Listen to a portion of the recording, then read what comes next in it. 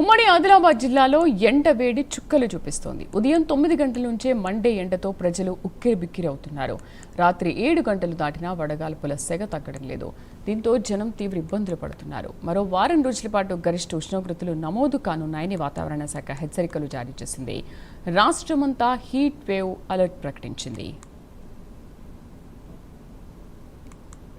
తీవ్రమైన ఎండలున్నాయి.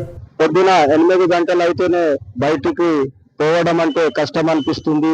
ఎటు చిన్న పిల్లలకు లేదా మన వ్యక్తిగత పనులకు వెళ్ళాలన్నా కూడా డైహైడ్రేషన్ అవుతుంది. కాబట్టి ప్రభుత్వం వెంటనే చర్యలు తీసుకొని గ్రామీణ ప్రాంతాల్లో ఉన్నటువంటి ప్రజలకు అవగాహన కల్పిస్తూ డిహైడ్రేషన్ అయినాక వెంటనే వైద్యం అందించే విధంగా చర్యలు తీసుకోవాలని మేము విజ్ఞప్తి చేస్తా ఉన్నాం. ఎందుకంటే ఉపాధి హామీ పనులు కావచ్చు లేదా రైతుల పనులకు వెళ్తున్నారు, వాళ్లకు పూర్తిగా అవగాహన లేక ఇబ్బందులు పడుతున్నారు. కాబట్టి ప్రభుత్వం చర్యలు తీసుకోవాలి.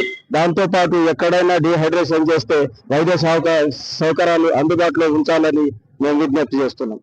పొద్దున 8 దాటిందంటే చాలు విపరీతమైన ఎండలు ఉంటున్నాయి, వేడిగాలు వస్తున్నాయి, వడగాలు వస్తున్నాయి. అసలు బయటికి వెళ్ళడానికి భయపడే పరిస్థితులు ఉన్నాయి.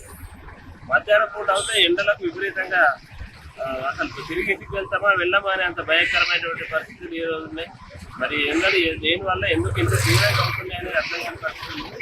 అసలు చిన్నపిల్లలు కనుక బయటకు వెళ్తే చాలా ఇబ్బంది పడే పరిస్థితి ఉంది. కాబట్టి